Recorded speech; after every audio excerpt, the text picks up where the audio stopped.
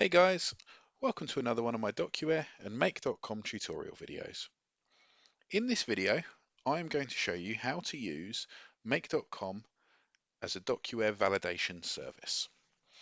A DocuWare validation service is a service that can check the index entries of a document before storing it away to the filing cabinet. This can be used for checking things like duplicates in a filing cabinet, invoice values, whether or not due dates are in the past. To set this up in Make, we need to use a slightly different method to how I've shown previously in my Make.com videos. Unfortunately, the component we need to use in DocuWare doesn't allow me to use the base address and then add in a route that I want the command to go down. So I have to get the full URL for this validation service. So to do that, first of all, go to Make, create a new scenario, choose webhooks, and I want a custom webhook. Give it a name, so I'm going to call it DW service. Click Save. We get the full URL here.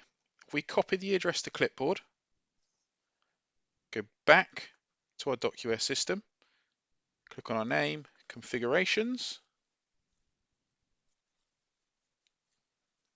scroll to the bottom, and we have web services. If we click on web services, you'll see we've got the default Make.com service that's always there that I recommend in my first Make.com video. But if we click Create Web Service Connection, we want to create a REST connection, give it a name, Invoice Validation Service. In the URL, paste the URL that we've just copied from Make. Save it up. If we now go back to our configurations page, go to File Cabinets, click the pencil for the filing cabinet, go to the dialogues and find the store dialog we'd like to use. So I'm going to use this invoice store cabinet. Click More Options. You'll see we have this validation option here at the bottom. If I click the drop down, choose the invoice validation service, click OK and save. DocuWare is now set up and configured, ready to use the validation service. If you look in Make, it's still now waiting for me to run a test connection. So if I now try and store an invoice, this one for example, fill in the details, doesn't really matter, click store, I'm now going to get a failure because I've not set my validation service up yet. But if I go back to Make.com, you can see I get a tick box telling me that the data structure has been successfully determined from that sample call. Click OK. I'm quite cautious about things, so I'm just going to click Save here as well. Excellent. So now we need to set up our Make.com configuration.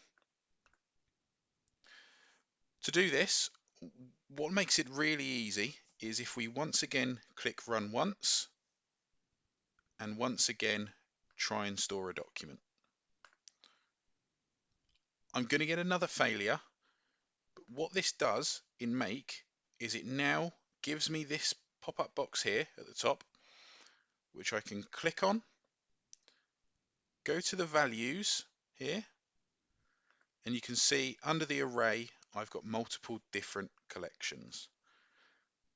These collections are the index fields that were just filled in when I attempted to store.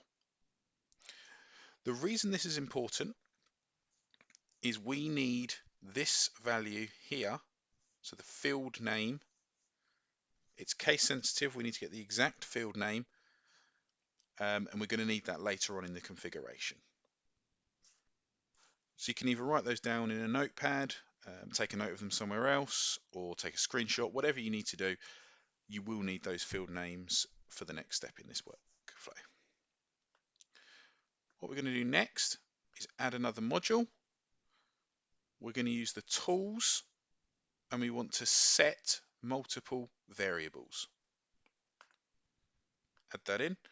Just a word of warning there is two options. There's set variable and set multiple. Just make sure you do use the multiple option.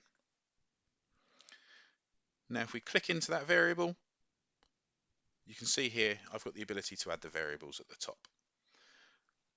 As I said earlier, this demo is going to be a check that net plus VAT equals the gross of the invoice. So I'm going to add three variables, one called net, one called tax, one called gross. I now need to get the values from the webhook that we've already set up. To do this, I need to use a small make command. I will paste the command into the description for this video. You do have to retype it back out. You cannot copy and paste the command in, but having it there is super handy to use.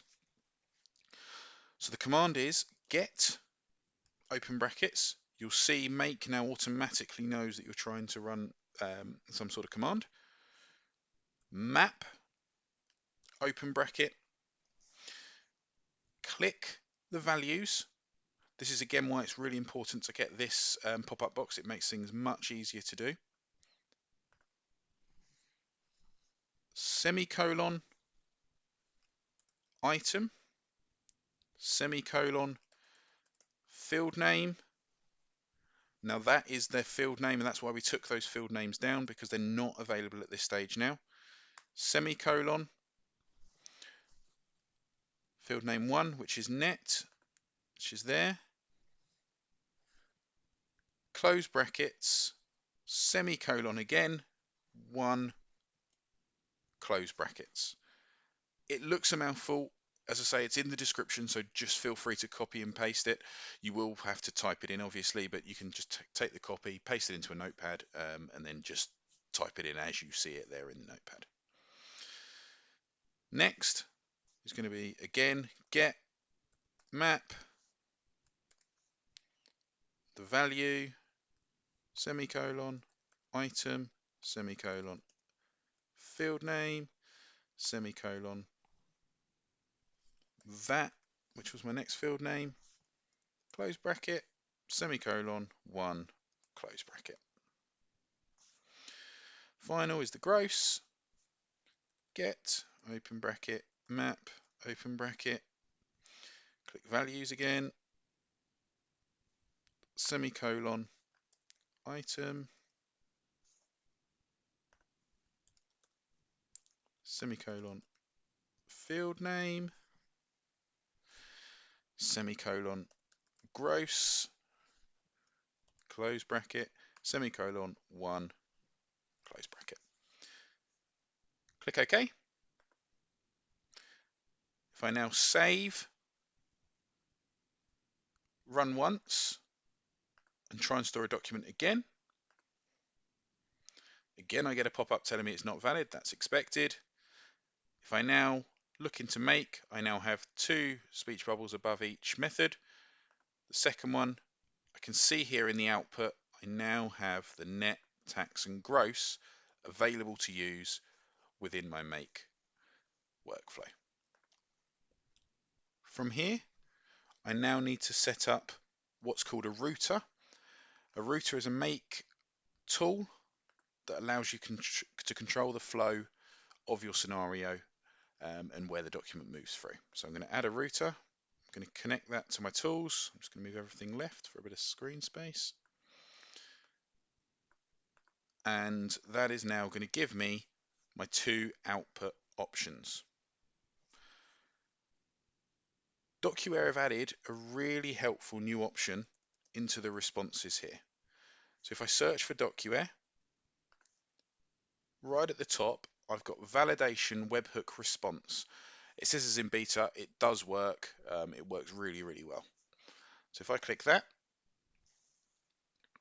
under the status, I've got whether it was OK or whether it was failed. So I'm going to say OK for the top one. Reason, all OK. Click OK there. You can rename this if you want to. To rename it, you can right-click rename. So you probably want to call that validation success or something, just so you know the difference between the two. At the bottom, again, choose DocuWare, choose the validation webhook response. Status here is going to be failed. Totals do not match. And OK. Excellent. Next, we need to do the sums to make sure that everything works. So if I go to this link here, and you can see now I've got the ability to set up a filter. This filter is going to be called values match. The condition here is going to be the net. Go to my functions, the third one along, plus tax is equal to gross. Click OK. I don't need to add a filter here. The option now is going to be, if the values match, take this route. If they do not match, take this route. If I now auto align, just so we can see that on the screen a bit clearer. If I now save, if I go back to my DocuWare system, change the values so they fail on purpose, so £125 there on the gross, click store.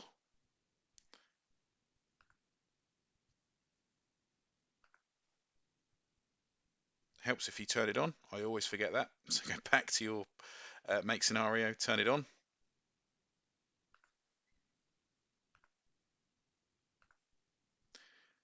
If I now go back to DocuWare and click store, you can see now I get validation failed, totals do not match.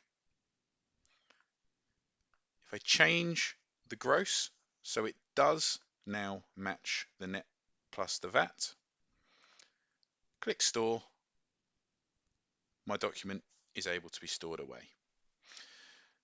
That is how, using DocuWare and Make.com, you're able to check index entries prior to storage and give the user a helpful pop-up or a prompt, also known as a validation service. Thanks for watching.